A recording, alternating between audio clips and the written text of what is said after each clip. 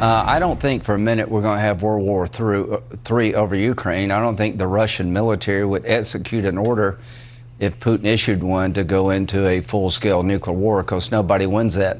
But for the first time, to be honest with you, I believe it's possible they may explode a low-level nuclear device in Ukraine to try to break our will. Senator Lindsey Graham just moments ago here on America Reports calling for President Biden to step up and show some strength in the face of Vladimir Putin's nuclear threats. Joining us now is Iowa Senator Joni Ernst and musician John Ondrasik from Five for Fighting, who's been doing some work with Senator Ernst on Afghanistan and Ukraine. So what do you think about Putin's saber rattling, and how should the United States respond? Yes, Putin has been rattling his sabers for a very long time now. And the reason he has been able to get away with that is because we have a presidency right now that is extremely weak in the face of the global order. So we need, just as Lindsey Graham stated, we need our president to show strength and resolve and stand up to Vladimir Putin. He needs to know that we are going to back the Ukrainians, and the Ukrainians are going to win. You know, John and I were at an event for military families last night, the Tragedy Assistance Program for Survivors. At that, we were talking with lots of people in the military. Sure. You and I were speaking about this idea of we used to have constructive ambiguity when it came to things like threats from Putin. Now, this president is telling Putin everything that we're not going to do. Well, what was our first act when Putin invaded? Did we say we were going to stand with Zelensky, we're going to support you 100%? No, we offered him a plane ticket. We basically said, here, let's help you facilitate abandoning your own country. Where have we heard that before? And I think we've been dragging our feet ever since. I was pleased to see Secretary Blinken, General Austin finally go to Kyiv, following Poland a month ago and Boris Johnson. And I'm interested to hear your take on the package today. But it does seem like we've been dragging our feet and kind of standing on the sidelines. Look, we're America. We're Normandy. We're the Berlin Wall. We should be leading on this, not following in the footsteps of Europe. But again, it's critical time for our history. I think the consequences of what goes on with Ukraine will resonate for 100 years. I hope that Lindsey Graham is wrong about his idea that Putin may throw off a demonstration nuke. But certainly, President Biden went out there and said, look, we don't want World War III. And you've got to wonder, is Putin saying, oh, you said you don't want World War III? Well, guess what? You're risking World War III. You met with former members of the Ukrainian parliament yesterday on Capitol Hill. They told you what they think they need to win this war. What do you think we need to do above and beyond what we've already done?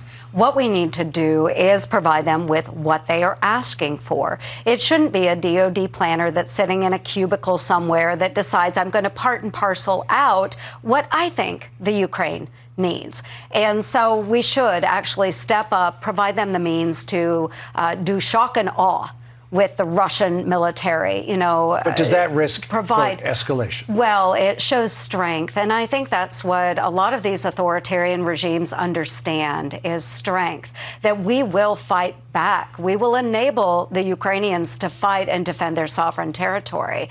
I think that's where this administration has been lacking thus far. And again, they have to show resolve as they are staring down Vladimir Putin over Ukraine. You first really dove into all of this with Afghanistan last August in your song Blood on My Hands, or Blood on Their Hands, rather. And Afghanistan still remains in the news. A report out today that we left $7 billion in military equipment behind, including 78 aircraft, nearly 10,000 air-to-ground munitions, 12,000 Humvees, and an assortment of weapons, and we're still trying to get people out of there. Yeah, time will not decrease the moral stain of Afghanistan. It will only deepen it. And everything's still happening. Taliban's still hunting our allies. Women's rights have been decimated. And of course, it's been swept off the news, partly because of the administration, but partly because of Ukraine. But I have to give thanks to Senator Ernst and many of her colleagues on the Democratic side. They are not letting Afghanistan go away. Senator Shaheen, Senator Blumenthal, we're going to be doing a concert for Afghanistan, my honorary co-chair. Yes. But yeah, we will not let Afghanistan be swept under the rug. It is just like Ukraine. It's the moral issue of our time, and it defines who we are. And is there a connection between Afghanistan and how that was handled and what Putin's doing in Ukraine? Yes, absolutely. I think that Vladimir Putin has seen exactly how we handled Afghanistan, a very precipitous withdrawal, haphazard, and he saw, wow, I can take Ukraine, and the United States is not going to do a darn thing about it.